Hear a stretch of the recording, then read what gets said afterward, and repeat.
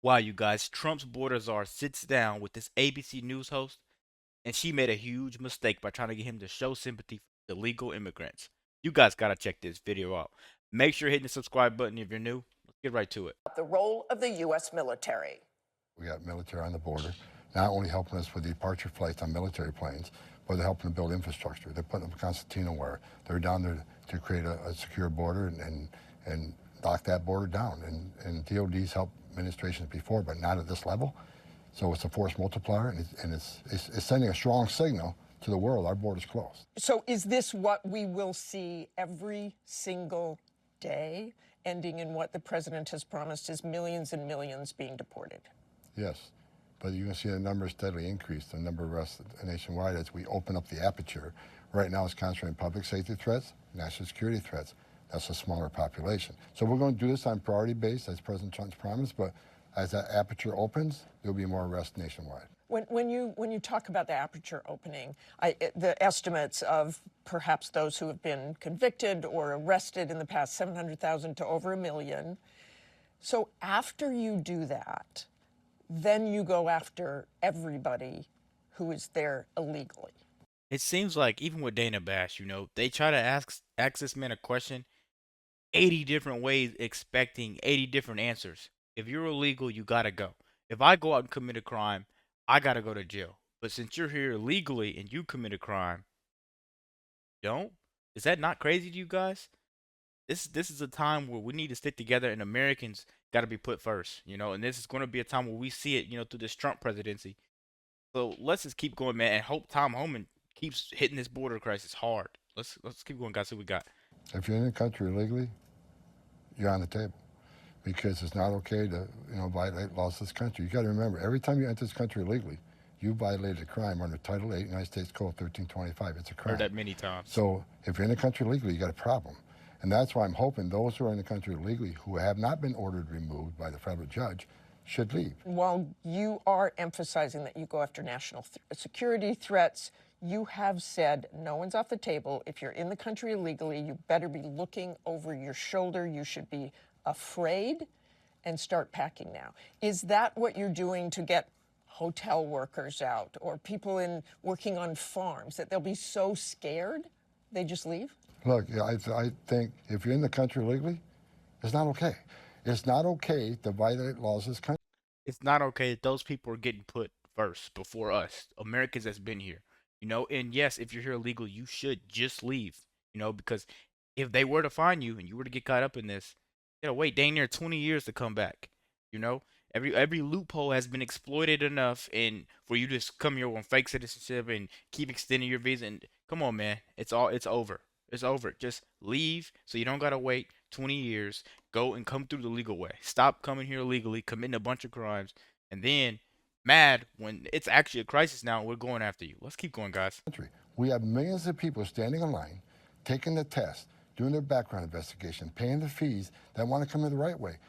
Let's talk about the arrests so far. Numbers released the first day were over 500, and there were reports that one was a suspected terrorist, others were gang members. Were all of the people who were arrested on day one, as far as you know, convicted criminals or those who had been arrested before? No. And let me explain that. There are collateral arrests. Where do collateral arrests happen? Sanctuary cities. And this is important we understand that. Sanctuary cities lock us out of the jails. So instead of ICE being able to arrest the bad guy, the criminal alien, in the safety and security of the jail where the officer's safe, the alien's safe, and the public's safe, sanctuary cities release them back in the community, which endangers the community, putting the criminal alien back in the community. But when we find him, he's going to be with others, most likely. Many times they're with others. If they're in the country illegally, they're coming too. But were these arrests all in sanctuary cities? It doesn't appear so on the first day. The collaterals, many more. I don't have the exact breakdown.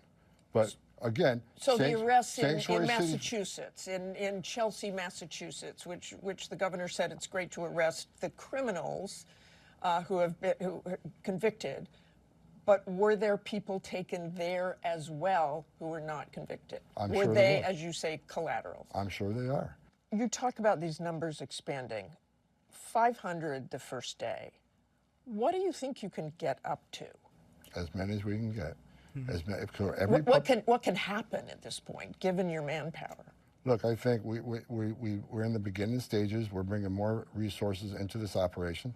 As a whole of government, we're going to have DOJ assisting us, and like the DOD piece, helping build infrastructure, helping the transportation. That takes ICE, badges and guns out of those duties and puts them on the street. I want to go back to who you're deporting. Aside from the long list of executive actions, the administration said it will no longer tell ICE agents they have to avoid sensitive locations, including schools, hospitals, churches.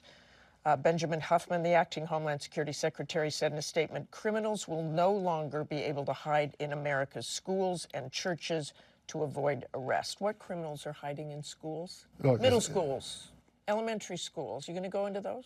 How many MS-13 members are the age of 14 to 17? Many of them. So, look, if it's a national security threat, public safety threat, and what you need to understand is a case by case. Name another agency, another law enforcement agency that has those type of requirements that they can't walk into a school or a doctor's office or on a medical campus. No other agencies held to those standards. These are well-trained officers with a lot of discretion, and when it comes to sensitive location, there's still going to be supervisory review.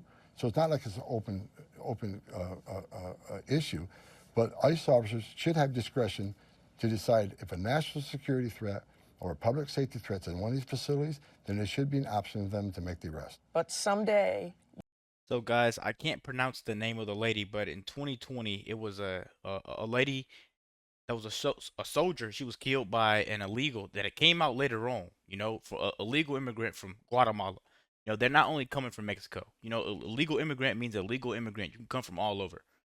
Guys, I'm telling you, this stuff just it's so sad that no one's really realizing this detrimental problem that we have that can cause us to fall to our knees. Keep going, guys. Tom Homan. You could go into those schools and grab people who are just in the country illegally. On a case-by-case basis, depending who they are, what the circumstances are.